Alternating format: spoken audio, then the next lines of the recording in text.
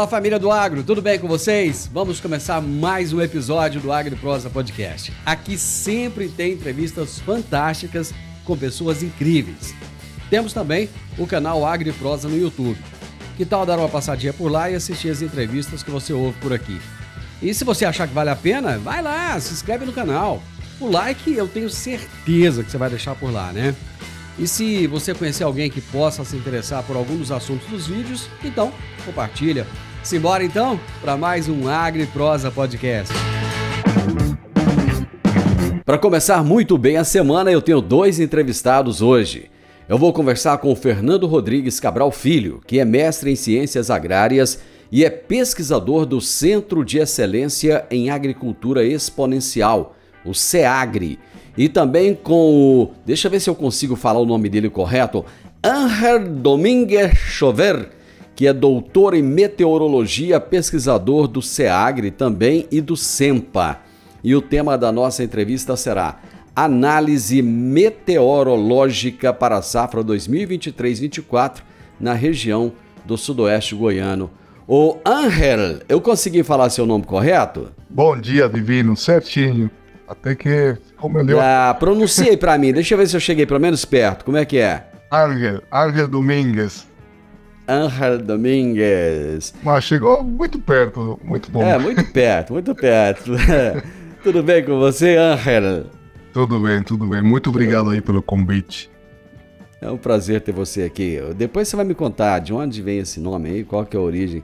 Fernando Rodrigues Cabral Filho. Esse eu acho que eu acertei, né? Tudo bem, Fernando? Esse não tem jeito, né? Esse tá certinho. Tudo bem, Divino? Bom dia e muito obrigado pelo convite, por estar mais uma vez aqui, poder falar com você.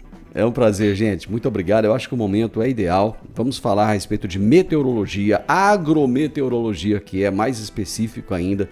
E é muito importante. Vocês são craques nisso, entendem muito dessa área. E o produtor rural precisa também de entender um pouco mais a respeito. Eu vou começar com Ángel. Me explica a origem desse nome, Ángel. Olha, é o nome do meu pai. Meu pai se chamava exatamente assim, Ángel Domínguez, e ele heredou do bisavô dele. Então é um nome que tem passado pela família, né? É um nome tradicional na família. Você não tem sotaque de goiano, você é de onde? Eu sou nascido em Cuba, aí moro aqui no Brasil já faz 9 anos já que estou aqui nesse país. Você é de Havana ou é do interior de Cuba? Do interior do país, de Cienfuegos, uma cidade lá, bem no centro da ilha, assim, centro-sul da ilha. Cienfuegos é o nome. Muito bem. Você veio para o Brasil estudar, fazer mestrado, doutorado, o que foi? Isso, em 2013 eu fiz as provas para fazer mestrado aqui em Brasil, né, na Universidade Federal de Pelotas, lá em Rio Grande do Sul.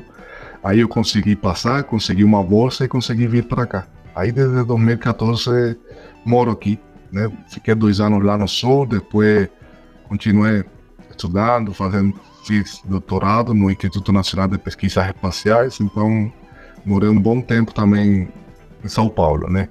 Certo. E, na totalidade, deu 9 anos já que estou aqui. E por que você escolheu a meteorologia? Olha, eu sou formado em meteorologia, né? Minha formação, minha graduação, mestrado, doutorado.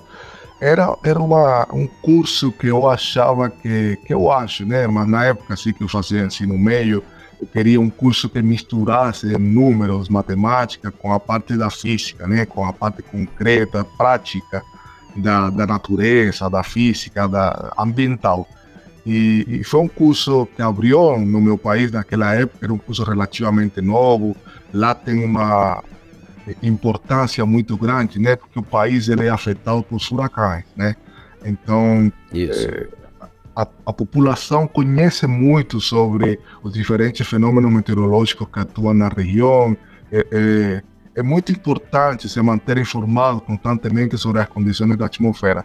Então eu achei que era um curso ótimo, né? Misturava aquilo no que eu era bom, que era a parte matemática, né? A parte de números, e Além disso, incluía algo mais prático. Eu não queria nada muito teórico, né? Tinha a parte prática da natureza, da meteorologia, da atmosfera, dos fenômenos que atuavam todo ano lá, né? Que afetavam e que a população sempre ficava querendo informações sobre isso. Então foi ótimo, consegui passar, entrar no curso, terminei, mas viu que no final das contas nem trabalhei lá, né? Passaram 6 meses e vim para cá para o Brasil e fiquei por aqui. Ainda bem que você veio para cá, porque a gente precisa de mais profissionais ainda, né, Fernando? Para poder agregar ainda mais conhecimento para o produtor rural, para a população, né?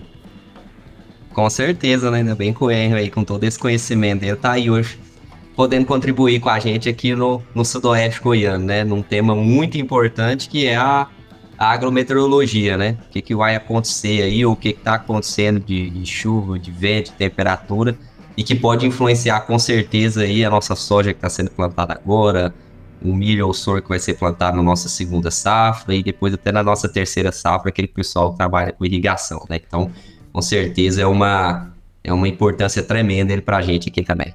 Fernando, eu acho essa profissão de vocês meio injusta, porque vocês pegam todos os cálculos, todas as planilhas, todos os dados das últimas décadas e tal, e fazem uma previsão. Aí no meio do caminho o vento muda e acaba que muda tudo que vocês falaram. A natureza é soberana, né?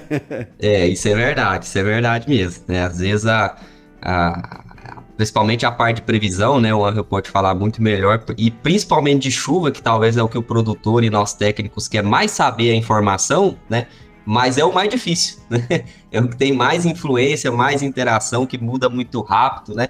A gente já tá vendo isso essa safra, né? Essa safra agora da soja 23, 24, né? Que por algumas influências aí, com ele vai falar pra gente, a gente tá tendo volumes em alguns locais consideráveis, né, em que já é seguro se iniciar o plantio do ponto de vista de ter água disponível no solo, né, sem considerar outros fatores. E muitos outros lugares, e no Sudoeste, ou até mesmo em Rio Verde, até mesmo dentro do município, que ainda não choveu de forma considerável, acúmulos consideráveis. Então a gente está tendo uma variabilidade de volume muito grande, né? E isso acaba dificultando, porque quando a gente acaba fazendo uma previsão, ela tem que ser, né, inicialmente ela está sendo mais generalizada, a gente está tentando deixar ela cada vez mais localizada, né, mas é um desafio. Então aí às vezes quando a gente fala dessa previsão, ela não vai conseguir se comportar para todo mundo ali, né? Mas a gente está tentando, estamos buscando ferramentas, tecnologia, pessoas, produtores, né, para a gente cada vez mais ter informações mais assertivas aqui para nossa região. E estamos conseguindo, na verdade. Você que esteve no sul do país, conhece lá e agora conhece a nossa região também. Nós tivemos um período aí de uns 3 anos em que o pessoal sofreu muito no sul, teve grandes perdas, inclusive, em função da falta de chuva. Agora, em algumas regiões do Rio Grande do Sul, existe um excesso de chuvas, né? Nesse mesmo período, nós fomos altamente privilegiados aqui no centro do país e esse ano está todo mundo meio com medo da irregularidade das chuvas. Conta pra gente o que está acontecendo com o clima, com o tempo.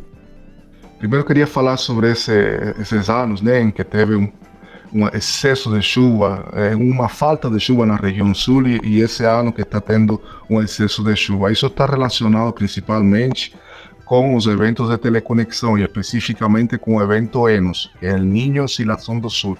Esse tipo de eventos, né, que acontecem no Pacífico Equatorial e que tem um impacto na circulação geral da atmosfera, ele impacta, né, ele modifica o padrão meteorológico em todo o mundo, né? No caso específico da América do Sul, essa mudança é ainda mais relevante, mais significativa. E quando temos um padrão de La Niña, que é um esfriamento, né, acima do valor médio da temperatura superficial normal, é que se observa uma diminuição da chuva na região sul, um aumento da chuva na região nordeste e norte e um leve aumento da precipitação na região sudeste. No caso do evento del Niño, que é o que está acontecendo agora, é um padrão que se estabeleceu ali na região do Pacífico desde maio de 2023, acontece exatamente ao contrário, né? A tendência é a ter um aumento das precipitações na região sul do país e uma diminuição drástica do registro de chuva na região norte e nordeste, que é exatamente o que estamos observando. O Amazonas está com mais de 60 municípios em alerta, né? Tem 62 municípios, se não me engano. Então está quase na totalidade do estado do Amazonas em alerta por seca, né? Falta de chuva, os rios estão diminuindo o nível lá, está bem complicado. Enquanto na região sul já tivemos, né, nesses dias atrás, várias perdas de vidas humanas por precipitações significativas que provocaram inundações, deslizamentos de terra. Então está bem difícil por lá, e essa é a consequência de ter um país do tamanho do Brasil, né? Um país continental onde você tem diferentes padrões severos dentro do mesmo limite do país. Eu não mencionei muito Centro-Oeste, né? Centro-Oeste nesta explicação, porque, na verdade, os estudos mostram que os eventos de teleconexão, no caso do evento ENOS, né, El Niño, La Niña, oscilação do sul, ele tem um impacto menor na variação do regime de precipitação e de temperaturas nessa região, né, consequentemente, ali no sudoeste goiano. Não existe variação, uma relação entre uma variação muito grande, né, da mudança ali do registro de precipitação para uma estação, né, para um ano específico em que esses eventos de teleconexão estão atuando, e o que realmente acontece em relação ao registro, né, nessas variáveis.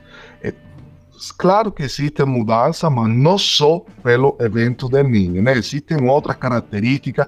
Estamos evidenciando também o aumento significativo da temperatura de superfície do mar no Atlântico Norte, que tem a ver com a entrada de vapor de água na região norte, que consequentemente passa pela região centro-oeste e tem a ver com a precipitação que acontece aqui em Goiás durante a estação de primavera, verão. Então é uma atmosfera, como o Fernando falou, como você também mencionou, é extremamente complexa, né? É caótica, é difícil fazer a previsão, mas estamos tentando criar e desenvolvendo ferramentas que incluam todos os conhecimentos que se tem sobre a região, conhecimento real que é preciso para melhorar essa previsão e ter prognósticos, né, cada vez mais acertados. Fernando, esse final de semana eu estava na zona rural.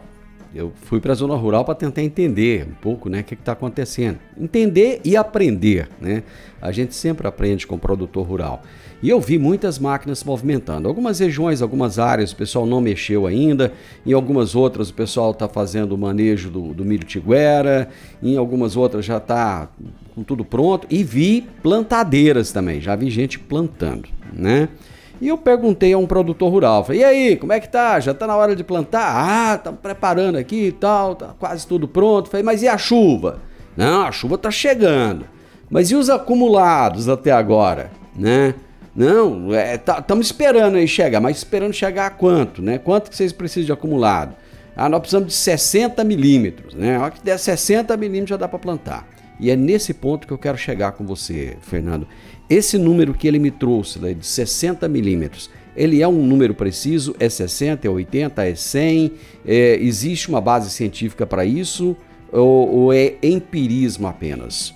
Ô Divino, boa pergunta, né? E esse produtor que você entrevistou aí, ele não está errado não, tá certo? A gente, dentro da faixa que a gente trabalha, o valor de 60 milímetros para algumas situações ele é considerado, né? Como que a gente chega nessa informação? Isso é baseado num estudo de balanço hídrico, né? Então, resumindo, será um estudo de entrada de água, né, através da precipitação, e o que o solo consegue armazenar ali nele, que a planta vai utilizar posteriormente, né? Essa entrada de água a gente tem registrado através aí das estações meteorológicas que o SEAGRE sempre instalou na região e diversas outras em que eu e o Ângelo tem acesso, né? O solo a gente caracteriza principalmente através da carta de solos do estado e região. Então nós estamos falando principalmente da característica de textura, né? Então se nós temos solos de textura com maior percentual de argila médio ou até um solo um pouco mais arenoso. Dentro desse cálculo a gente considera quantos milímetros aquele solo consegue armazenar para cada centímetro que ele tem. E aí a gente pode considerar 50, às vezes até mais centímetros ou até menos, depende da cultura, depende da metodologia. Mas para isso a gente chega em valores, né, que o acumulado antes do início do período de semeadura, tá, ele deve iniciar de pelo menos 50 milímetros, que alguns solos já chegam na sua capacidade máxima de armazenamento, dentro de uma profundidade do sistema radicular das nossas principais culturas, e ele pode chegar até em torno de 70, 75 milímetros para solos que têm uma maior capacidade de retenção de água, né? Então isso faz com que a gente tenha uma faixa e aquele produtor está dentro dela, então ele com certeza sabe a situação que ele se encontra. Mas uma coisa que a gente tem que analisar aí é a distribuição da chuva, que anda um problema, né? Problema do ponto de vista que está muito variado. Eu peguei aqui os dados das estações que nós temos do SEAC CEPAS. Se a gente pegar dos últimos 30 dias, nós temos estações que registraram 30 milímetros, certo? 30, 40 milímetros. Então, ou seja, praticamente para nenhuma situação aqui de solo ou de condição, nessa região ou nessa estação a gente pode falar que dá para iniciar o plantio do ponto de vista de água no solo. Tem que se ter cautela, né? Agora, nós temos estações aqui que já registrou 140 milímetros dentro do município de Rio Verde. Então, ou seja, para esse caso, o produtor já está muito mais do que bem servido de água no solo para poder dar início ao seu plantio, né? Uma ferramenta que a gente tem recomendado, e até o Anjo está elaborando um documento, e vamos compartilhar com o pessoal, é como que você pode fazer a escolha de iniciar esse plantio, porque a gente também não pode sempre falar, olha, não começa, né, para todo mundo, não começa, não dá. Mas a gente tem que fazer escolhas, e essa escolha tem que ser baseada em informações técnicas. Então a gente vai pegar informações, o produtor tem informação de chuva, ele tem informação do solo dele, ele tem informação da cultivar que ele vai, ou das cultivares que ele tem adquirido, né? Isso tudo forma um ambiente de plantio que o produtor pode caracterizar onde e quando ele começa o plantio nos talhões dele, para ele mitigar o efeito, às vezes, ao longo da safra, tá?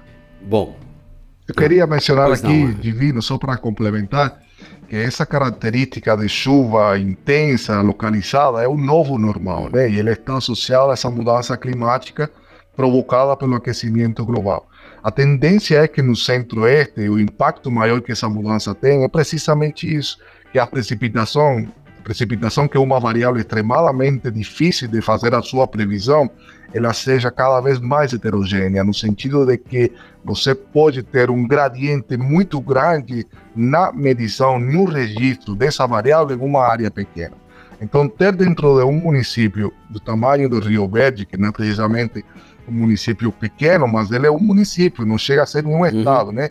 Para a meteorologia é uma área pequena na hora de fazer a previsão. A tendência é que você tenha esse tipo de precipitação cada vez mais localizada e intensa. Então, dentro de uma área como essa, você pode ter regiões onde ainda não se alcançou esse limiar, né, necessário para começar a semeadura, e em outras você pode ter quintuplicado, né, 10 vezes mais o valor que realmente precisa. Então, esse vai ser o novo normal. E mais nesse período agora que se chama de período de transição, né? É um período entre que divide ali o período seco e o período de chuvas, que é extremadamente imprevisível, né? Dificulta muito os modelos meteorológicos que fazem a previsão.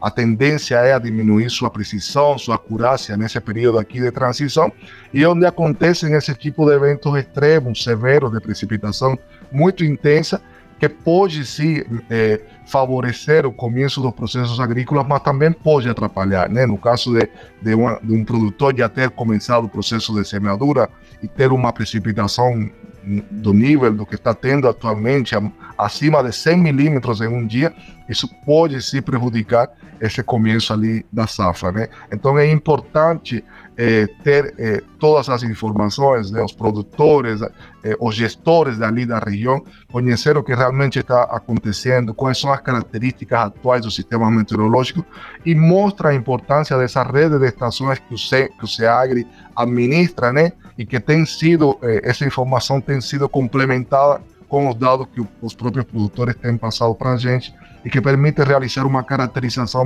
melhor ali da região para entender como o tempo, né, se está comportando, o tempo meteorológico realmente está acontecendo ali em toda a região, né, aqui em toda a região sudoeste de Goiás.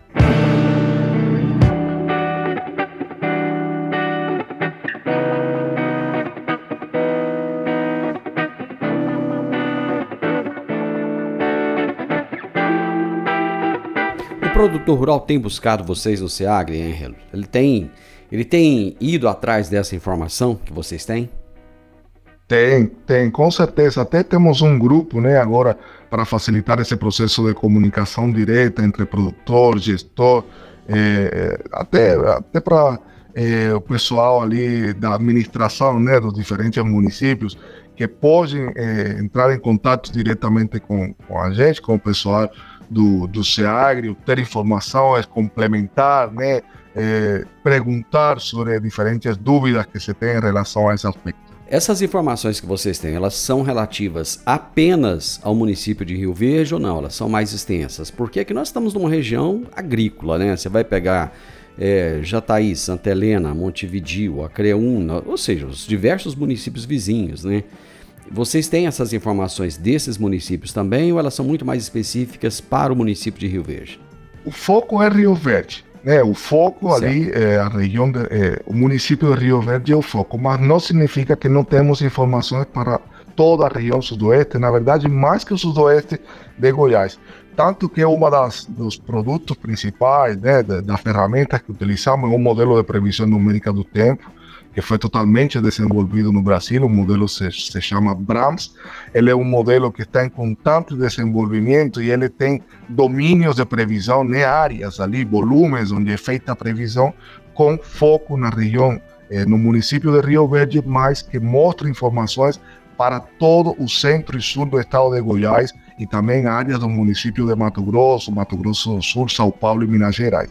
Então sempre focamos em Rio Verde, mas na verdade as informações meteorológicas dos sistemas meteorológicos que estão atuando em determinado momento, os dados meteorológicos que são disponibilizados não só pelas estações do SEAGRE, sino também pelas estações automáticas e convencionais do Instituto Nacional de Meteorologia, eles são dados para toda a região, né? O foco ali e o que a gente divulga é para a região sul, na verdade, do estado de Goiás, né? Mas com foco sempre em Rio Verde, pela sua importância, porque é onde está o SEAGRE, né?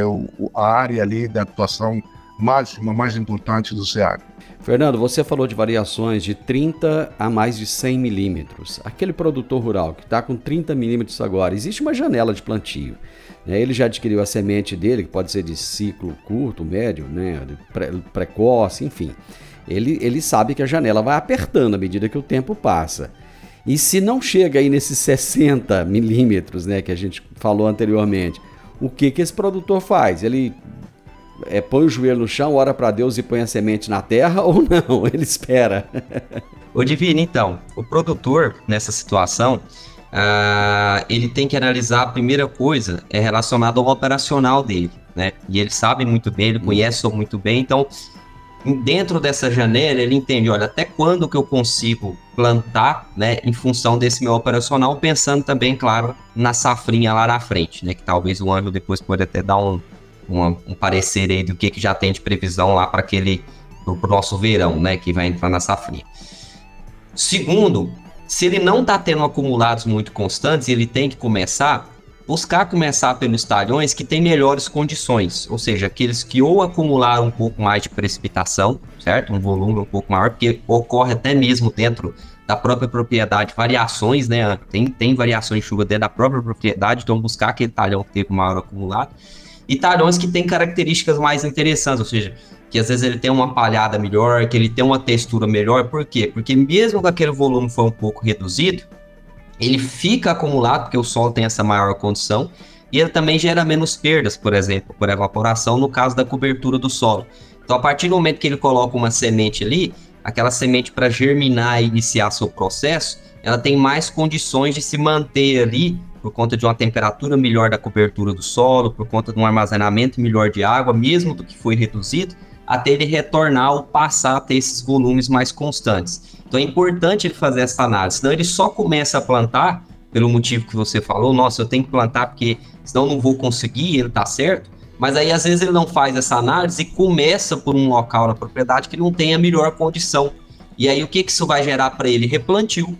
Então, não adiantou nada ele tentar começar de todo jeito sem fazer uma análise prévia do ambiente de produção dele, e a gente sabe que muitos fazem, mas é bom a gente sempre ressaltar isso, porque senão ele vai começar a plantar, ele começa a ter condições adequadas ali depois do meio do plantio, tá tudo beleza, mas às vezes aquela primeira etapa, não deu muito certo, vou ter que replantar. Ele vai ter que voltar novamente à operação. Então ele volta no cenário atual. Se ele começasse a plantar mais para frente, ia estar na mesma, certo? Então é importante o produtor parar um pouquinho, pode falar com a gente, fala com o seu técnico da fazenda, né? Pega um maço de informações, sente e fala, olha, na onde que a gente pode começar aqui para a gente mitigar o risco, né? Com certeza ele vai ter sucesso.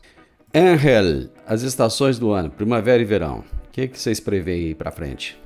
Olha, os modelos meteorológicos estão prevendo, né, que a primavera vai ter precipitações abaixo da média climatológica normal. Primavera, né?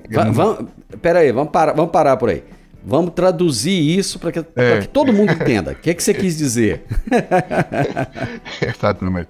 Para cada mês, né, existe um valor médio de precipitação estimado, né, típico para cada região específica. Esses valores médios, eles são determinados a partir da análise do processamento das informações que são obtidas nas estações meteorológicas automáticas e convencionais que ficam em superfície. Você pega um período de 30 anos, nesse caso o período de 1991 ao ano 2020, toda essa informação é processada e a partir daí você faz uma caracterização, né, não só de Goiás, não só da região sudoeste de Goiás, sino de todo o país, né, de qual é a precipitação, a temperatura máxima, a temperatura média, a umidade máxima, média, que é característica, né, em valor típico ali para cada região do país. No caso da região de Goiás, do estado de Goiás e da região sudoeste do país, do estado, existe um valor típico para cada mês, né? Cada mês você tem ali, olha, o típico para setembro é ter precipitação entre os 80 e 120 milímetros. Para outubro, certo, entre 120 e 180 milímetros. São valores reais, isso que eu estou falando. Uhum. Então, os modelos fazem, os modelos, nesse caso, modelos climáticos, né? Que existe uma diferença entre tempo, que é uma escala menor, tanto de espaço como de dia, o tempo meteorológico é aquilo que está acontecendo agora, e o clima já se fala sobre uma escala de tempo maior, né, e de espaço maior. É o que pode acontecer em uma estação específica, em um ano específico, daqui a 50 anos, daqui a 100 anos. Né? São cenários futuros que trabalham com probabilidade e com anomalias, diferenças entre aquilo que realmente pode acontecer e aquilo que é típico para a região, né? O valor médio climatológico que se fala, né? O que seria típico para a região. Esses modelos climáticos estão dando que a precipitação na estação de primavera, né, que começou agora no dia 23 de setembro, que vai até finais de dezembro, a precipitação na região como um todo, ele deve ficar abaixo da média climatológica, né? Que no período varia, certo, dependendo do mês. A tendência agora é que a precipitação seja cada vez maior na medida que vamos avançando, né, no finalzinho do ano e começo do próximo ano. Os maiores valores de Qual que é a nossa precipitação média do período? Ao longo dos anos aí, vocês já validaram isso? Qual que é? Olha, depende do mês, né? Para o mês de outubro... Quando a gente pega no período, né, daqui até dezembro, qual que é a média? A média para o período entre outubro, novembro e dezembro seria aproximadamente, sacar a conta aqui, 500 milímetros, aproximadamente. 500 milímetros. Tem uma variação a previsão para agora é a gente ficar abaixo dos 500. Abaixo dos 500 milímetros. Só que isso, né, esse valor, essa caracterização, né, em relação a como pode ser a precipitação, ela não é dada, né, muito específica, não? No sul de Goiás, no sul do município de Rio Verde, no centro, na região urbana, os modelos climáticos, eles têm, como falei anteriormente, eles trabalham com escala espacial maior. Então eles falam, olha, em toda a região sul, a tendência o que pode acontecer é que a precipitação fique abaixo da média. No entanto, em algumas regiões, como já está sendo observado, pela característica atual de maior intensidade, mas muito localizada da precipitação, associada com núcleos convectivos, né? A gente chama aqueles núcleos muito intensos, nuvens que têm desenvolvimento vertical muito grande, portanto, tem associado uma precipitação muito intensa, com um número elevado de cargas elétricas, com ventos muito intensos, acima de 60 km por hora. Isso pode provocar que em determinadas regiões esse valor fique acima até do valor médio climatológico, não só acima da previsão, né? Mas a tendência é que, pelas características dos sistemas meteorológicos que estão atuando, que temos o evento del Niño, que não impacta tanto na precipitação, mas quando ele é inserido em um cenário de mudança climática, de aquecimento, onde temos temperatura acima do normal também no Atlântico Norte, onde temos mudança no regime ali da circulação em altos níveis, né, da qual depende muito os eventos, como são o caso dos sistemas frontais, que têm associado a precipitação na região centro-oeste. A análise de toda essa característica faz com que, na primavera, a previsão seja de uma precipitação levemente, não muito, inferior àquilo que está associado, né, de forma típica à precipitação na região. Para o verão, os modelos estão dando que a precipitação vai ficar acima da média, principalmente no mês de janeiro, que é um mês onde a precipitação já é bastante intensa, né? É um mês quase onde a precipitação climática, né, o valor médio climático, aquele valor esperado para esse período, é o maior quando se considera todo o ano. Nesse mês, é o único, na verdade, em que os modelos já estão dando que a precipitação vai ficar muito acima da média, né, para o período, e posteriormente, fevereiro, março, abril até maio, a precipitação deve ficar dentro, né, daquele limiar, daquele valor característico para a região e para cada mês, né? Cada mês tem um valor específico ali climático médio. Então, no geral, para o período da safra 23-24, estava até comentando com o Fernando esse dia que está sendo difícil porque existe uma divergência entre o que os diferentes modelos estão dando, precisamente por essas características atípicas que estamos observando na intensidade dos eventos, como é o caso do El Niño, desse aquecimento exagerado. Já tivemos ondas de calor aqui no Brasil, na Europa, na América Central, na América do Norte. Então, o cenário está complexo, né? Estamos já evidenciando concretamente o impacto do aquecimento global e os modelos eles estão tendo certas dificuldades para responder em relação a essas características atuais. Mas, no geral, a previsão é que a precipitação, né, e depois vou falar rapidamente sobre a temperatura, fique levemente abaixo do valor médio climatológico, abaixo do valor que é tipicamente esperado para a região no período da safra 23-24. O que sim está claro é que essa precipitação vai acontecer de uma forma diferente ao que é normalmente observado. Ela vai acontecer do jeito que já estamos presenciando, né?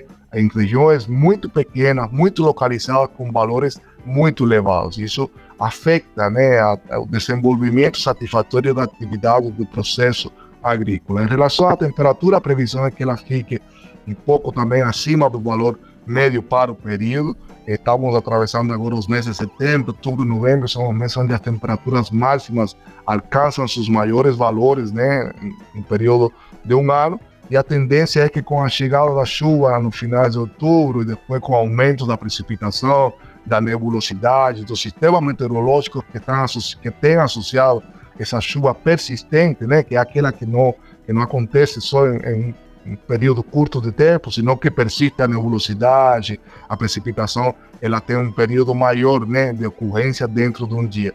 Com esses tipos de sistemas, a temperatura, a tendência é que tem uma leve diminuição, mas para o período como um todo, né, a previsão é que a temperatura fique levemente acima do valor médio típico da região.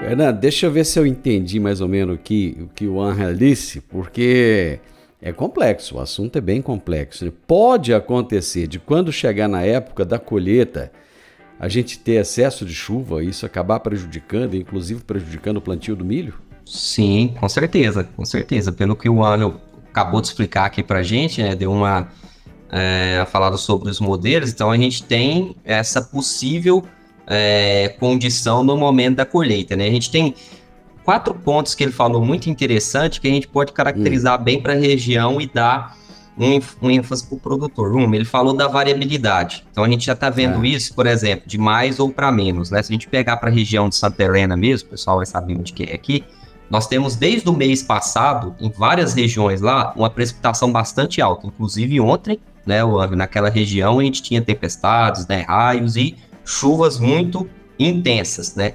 Diferente do que está acontecendo com a maior parte aqui para Rio Verde, né? Grande parte da região. Então, a gente já vê isso. Segundo ponto, se a gente tem essa grande variabilidade, então, próprio dentro da propriedade rural, o produtor tem que passar a ter esse monitoramento. Então, ele não vai conseguir fazer as devidas considerações. Então, passe a ter estações meteorológicas ou pluviômetros mesmo convencionais, né?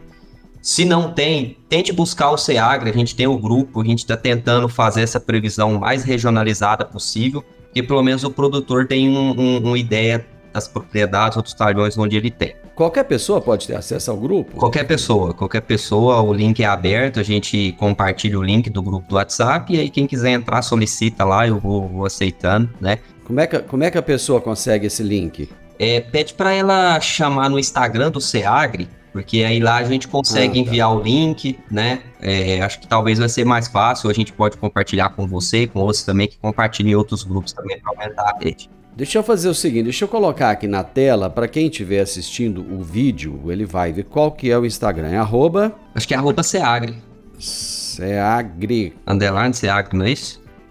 Deixa eu ver. Underline SEAGRE isso. Com C, né? SEAGRE com C. E o E no final, é isso? Não, isso mesmo. Então tá bom. Eu vou colocar aqui na tela para quem estiver assistindo poder isso acessar. Mesmo, tá?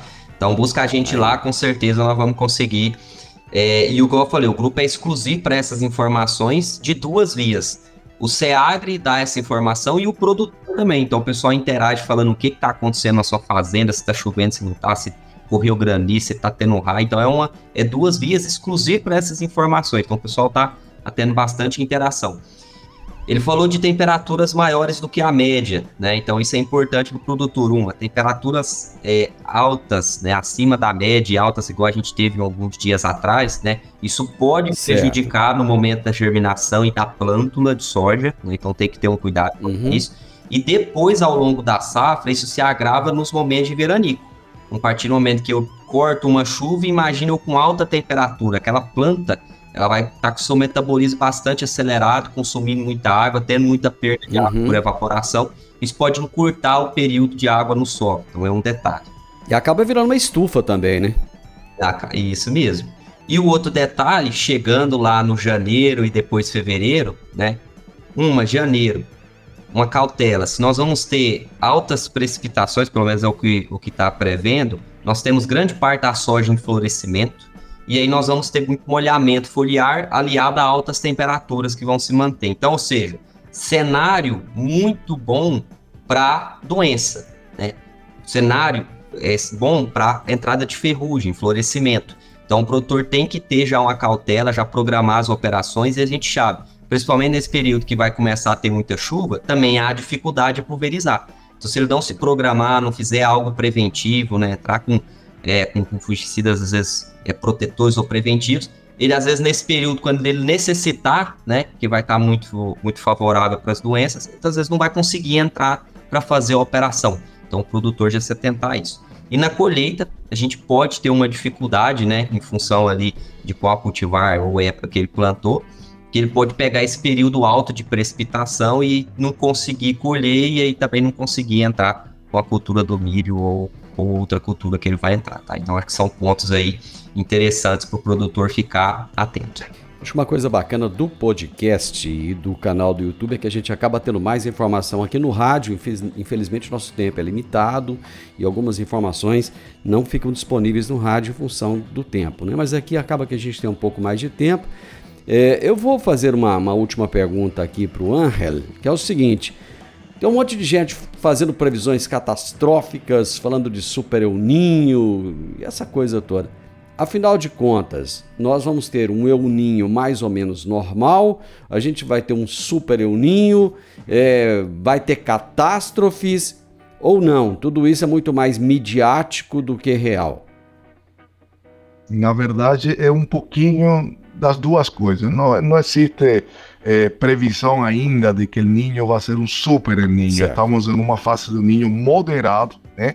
Ainda o Niño do ano 2016 ele foi muito mais intenso do que está sendo esse Niño de agora, mas acontece que a mudança, né, na atmosfera, no tempo meteorológico, até no clima para o futuro, ele não depende só do evento do El Niño, né? Ele depende da condição geral, né, da circulação geral da atmosfera. E isso que o pessoal do meio acadêmico, né, dos meteorologistas estão comentando, não tanto desde um ponto de vista catastrófico mesmo, que já está acontecendo eventos severos, né? Já tivemos precipitação intensa, como você falou no início aqui da nossa entrevista, na região sul do país, estamos com uma seca muito intensa na região norte e nordeste, mas isso acontece sempre que temos o evento do El Niño. Mas o cenário atual de mudança climática, com temperaturas, né, muito elevadas, não só na América do Sul, não só no Brasil, senão em todo o globo, e como esse evento del Niño, mesmo que moderado, vai responder a esse novo cenário, é o que está questionando, né, a questão agora dos meteorologistas, né, como esses eventos que são normais acontecem mesmo com aquecimento global, mesmo sem aquecimento, com mudança, sem mudança, mas como eles vão responder, quais vão ser as consequências reais desses eventos nesse novo cenário de mudança climática. Essa é a questão principal a ser respondida agora e na qual os meteorologistas, os cientistas estão trabalhando. Mas não existe uma previsão totalmente catastrófica a curto prazo, tá? Estamos falando a curto prazo sobre o que pode acontecer pelo impacto do El Niño. Na verdade, é mais uma conjunção, né? Uma mistura de consequências a partir de eventos diversos que estão acontecendo em todo o globo terrestre, não só por esse aquecimento anômalo do Pacífico Equatorial. Então, se a tendência, o novo normal, é que exista uma maior frequência e intensidade de eventos severos, né, de eventos extremos em toda a região da América do Sul, e já estamos presenciando isso com esses registros de precipitações muito intensas, muito localizadas, e posteriormente existe agora a previsão de ter um período sem precipitação no meados do mês de outubro. Os modelos indicam uma maior probabilidade de ocorrência de veranicos, que são muito prejudiciais, né, para os processos agrícolas. O Fernando estava comentando. Então, sim, né, o cenário não é bom, o cenário não é de normalidade, mas também não existe, né, aquela previsão catastrófica para esse ano, tá? Estamos falando do que vai acontecer na primavera, verão, né? Começo ali do inverno na safra 2023-24. Mas para o futuro, se realmente não se tomam medidas, não só de mitigação, né? Medidas também para adaptar-se, para diminuir a emissão de gases de efeito estufa, podemos chegar em um cenário em que realmente seja insustentável, né? E esse tipo de eventos que produzem sistemas severos, extremos, seja cada vez mais frequente e afete de uma forma mais direta e concreta os diferentes setores econômicos e especificamente o agronegócio. Para finalizar, qual seria o conselho que você deixaria hoje para os produtores rurais? Olha, o principal é se manter informado, né? Contar constantemente com informações sobre quais são os sistemas que estão atuando, quais são as previsões para o período, tentar tomar decisões, né, em relação com os diferentes processos agrícolas que acompanhem o desenvolvimento, como, né, a atmosfera vai responder nos próximos meses. Então, buscar informação, tentar responder a essas informações a partir das ações que são tomadas, eu acho que nesse momento atual é a principal dica, né, que eu posso passar para os produtores. Muito obrigado, Ana. Foi um prazer ter você aqui e a sua participação acrescentou muito. Imagina, de nada. Eu que agradeço. Muito obrigado aí por dar essa possibilidade de passar todas essas informações, né, para o público que não está vendo, que não está escutando.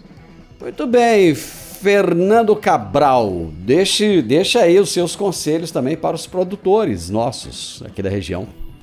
Com certeza. Então, ô Divino, eu acho que, pegando esse gancho da fala do Ângelo, né, é se informar. E aí, por isso que o SEAGRE e o Senta tá hoje agindo dessa forma, né? Nós estamos aqui no município, certo? Nós estamos com as estações aqui no município. Nós utilizamos um modelo, o Ângelo sabe muito melhor do que a gente, um modelo que é brasileiro, tá? Então, estamos utilizando as informações dos produtores aqui para quê? Para que a gente gere o máximo de informações aqui para nossa região, tá? Saindo daqui com a maior assertividade, não para a gente ficar alarmando o produtor, né? Colocando, não, é de fato dando informações para que ele passe a se adequar e tirar o máximo possível das suas culturas nesse novo cenário, que pode ser que nos próximos anos ele continue ocorrendo. E aí nós, técnicos e os produtores e as pessoas que estão envolvidas no agro vão ter que se adaptar. Então o SEAGRE tem começado junto ao SEMPA já esse trabalho. É um projeto de uma rede de estações, não só para caracterização, né, climática ao longo do tempo, melhorar nessa caracterização daqui da região, fornecer dados mais assertivos. Nós estamos desenvolvendo um aplicativo, tá, que em breve vai ficar disponível para o produtor. E enquanto a gente não tem isso, nós temos lá o grupo para ir informando, e todos, né, para todos, está aberto. Pode entrar, pode procurar a gente no Instagram, no celular, buscar informação. Se é uma informação que nós não temos, alguma coisa, nós vamos formular ela e mandar, porque o que a gente quer é contribuir com o agro brasileiro, tá? Então, um abraço a todos, brigadão, e estamos aí disponível a vocês. Fernando, muito obrigado. Foi um prazer receber você aqui novamente. Eu tive hoje, gente, 2 craques comigo aqui.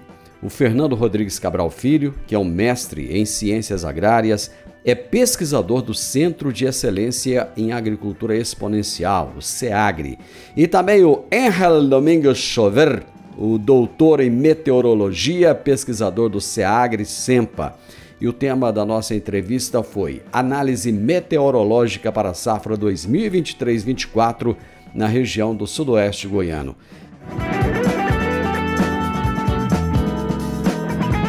O podcast AgriProsa tem o objetivo de falar do agronegócio de forma fácil, simples e descomplicada.